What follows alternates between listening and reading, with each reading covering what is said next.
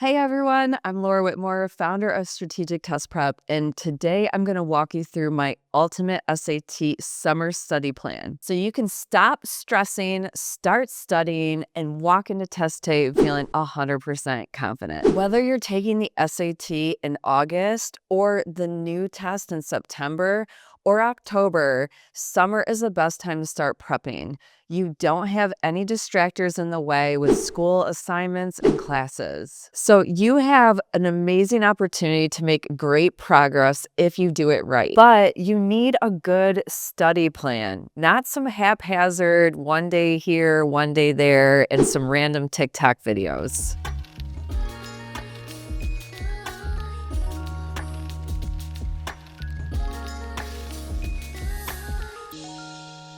First, let's talk about your schedule. Here's what I would recommend. Designate 4 days per week to the SAT. I don't think you guys need to do every single day. I mean, have a life, give yourself a break. Please have some fun this summer. But if you can choose 4 days as your SAT study days and put them in your calendar and your phone and commit to them, that is going to be huge. Make sure each study day you designate 90 minutes to 2 hours, depending on your goals. What I would recommend is alternating between English and math. So have a day for English, a day for math, and continue that way. Unless you only need to focus on half the test for a super score, then by all means go all in and make all 4 days English days or math days. Okay, I don't want you to burn out. So again, I can't stress enough, you shouldn't study every single day, but consistency is key. So if you can set up a routine this summer, which is difficult to do, but super important to maintain this SAT prep consistency, that will really help you stick to the plan. So what I would recommend is do some kind of physical activity in the morning before you sit down to study. That way you'll get your energy out, you'll be feeling uplifted, and you'll be in a good mood. And then have something to look forward to after your study session, whether it's hanging out with your friends or going to get an ice cream. Just make sure that there's something after to reward yourself for your hard work. Okay, now let's talk about what you're going to do week to week. So let's talk about your first week, week 1. What I want you to do is take 2 diagnostic tests. I think that 2 diagnostic tests will give you more data so you can be better informed about where your weaknesses lie. What I would recommend doing is test 4 and test 5 in bluebook.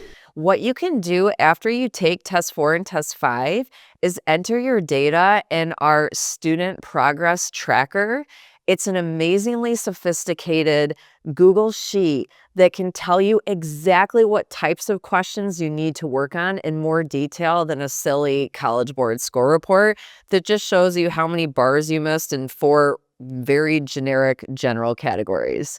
So what I'm going to do is I'm actually going to link down in the description for all of you guys to access our SAT progress tracker for free. So I'm really excited for you to use this tool. As you use the test tracker, what I want you to do is write out the categories that you need to work on the most. So think categories where you have less than a 70% success rate. Okay, in weeks 2 and 3 now, you're going to do drills in order to work on your weaknesses. So remember that list I told you to write out of ones that are less than 70% success rate? Now you're going to go to College Board's question bank and you're going to pull those specific question types to practice. Please be mindful of what level you're on score-wise. So if you're scoring less than, let's say a 550, you might want to start with the easies and mediums. If you're scoring above a 700 and you're trying to get to an 800, well, then obviously just do the hards. So make sure that it's within your skill level or slightly above it in order to help you start to build up. Now, when you're using College Board's question bank, make sure you check the box to exclude active questions. Otherwise, they're going to include questions that are also on the bluebook tests, and I don't want those to be spoiled for you when you go do a practice test later. All right, the key is when you're doing these drills to figure out patterns and things that are going to work best for you to attack each type of question. So you want to come up with some strategies and some ideas to make those question types easier. Now, I know that this is kind of hard to do, and I think some students are naturally better at coming up with strategies and at pattern recognition than others. If you want some help in this arena, we have two amazing self-paced courses, one for English and one for math, that walks you through each question type and the best approaches and strategies to make them so much easier to tackle. So I will link up here right now so you can go check out our self-paced courses.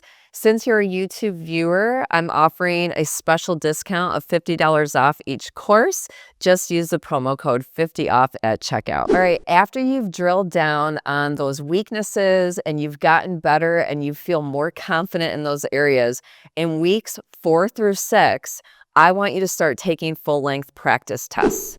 Plan to take 2 tests a week so that you can learn from your first test and correct for the second test. So for example, let's say in week 4, you decide you're going to take tests 6 and 7.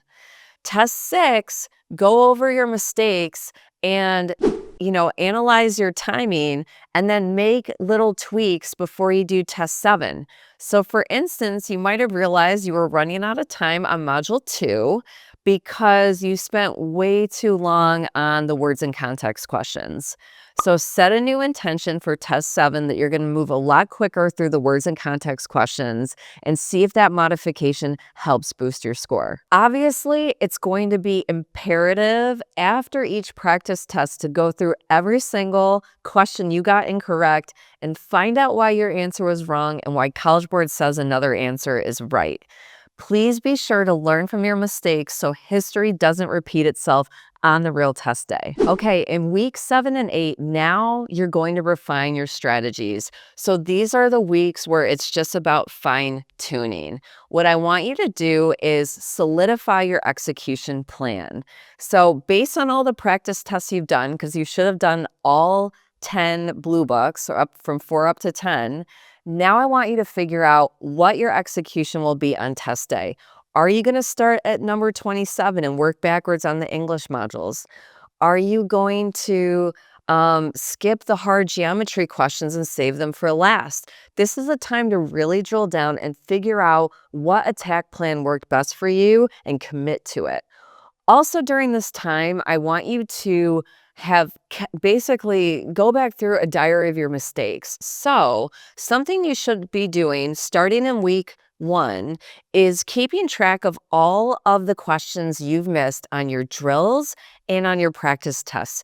So screenshot the questions, keep them in a document somewhere, and then in week 7 and 8, I want you to go back through each question and redo it to make sure you know how to do it correctly, because it's so important that you learn from your mistakes so that you don't make the same ones again. Also, in the final week, so after you're done refining, in the last week leading up to the test, what I want you to do is take one more practice test.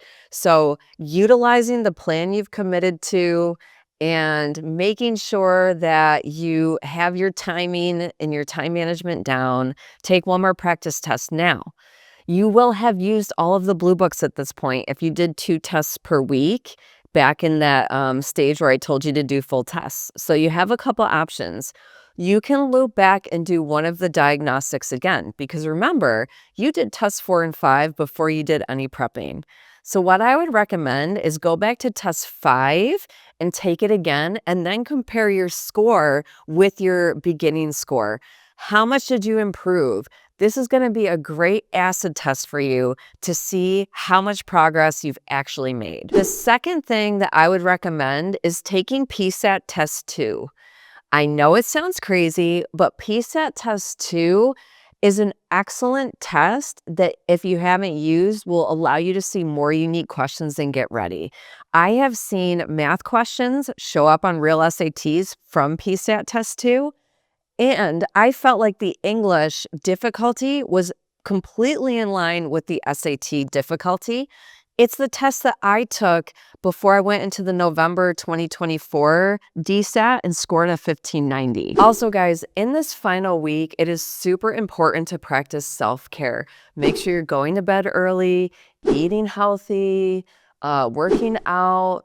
If you feel good in your body, you're going to feel good in your mind, and you want to be cognitively on point on test day. When you do that last practice test, whether it's test 5 or PSAT test 2, you want to have a really solid finish where it feels like an amazing straight drive straight down the fairway.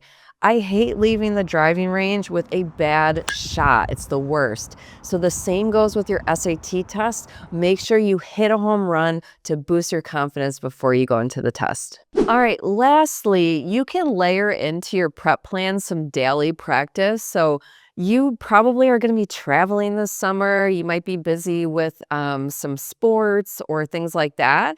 So when you can't actually sit down to prep formally, like at your desk with your computer, what I would recommend is downloading the Preply app, because Preply is something you can do when you're out and about from your phone, which is great. There's over 1,000 questions in English and math, and they are literally just like College Board questions. So if you want to do, let's say, 15, 20 minutes of daily practice, Preply is a great supplemental tool to use. And they just added in brand new questions for 2025. So I will link up here, go download Preply and use that as an extra resource for your prep. All right, guys, lastly, if you find that you're struggling prepping on your own, please do not be discouraged. It is completely common. Sometimes it's easier to have a coach that is an expert to guide us and direct us. So if you're interested, we have an entire tutor team and we are taking new students for the summer. You can book a consultation and meet with me, and we can discuss tutoring options for you, whether it's taking one of our live classes or working with a tutor one-on-one. I'll link up here to our website so you can go fill out that book a consultation form. All right, guys, that's it for this video. Remember, the SAT doesn't have to be scary. If you have a solid prep plan and you walk into the test feeling fully prepared, you will crush it on test day. Just remember to be consistent, review your mistakes, and keep showing up. If you put your head down and you work hard, you will see the results. All right, guys, if this video helped, give it a like and comment below. Let me know what tip you found to be the most helpful in this video. And also let me know if you are planning on prepping on your own or how you're going to prep this summer. I'm interested to hear if you have any specific things you're going to do for your prep plan. Also, drop your test date in the comments. What test are you taking? Are you going to take the new one that they're offering in September? Or are you aiming for August or October? I'm interested to hear where you guys are at. All right, guys, thanks so much for watching. Until next time, happy prepping.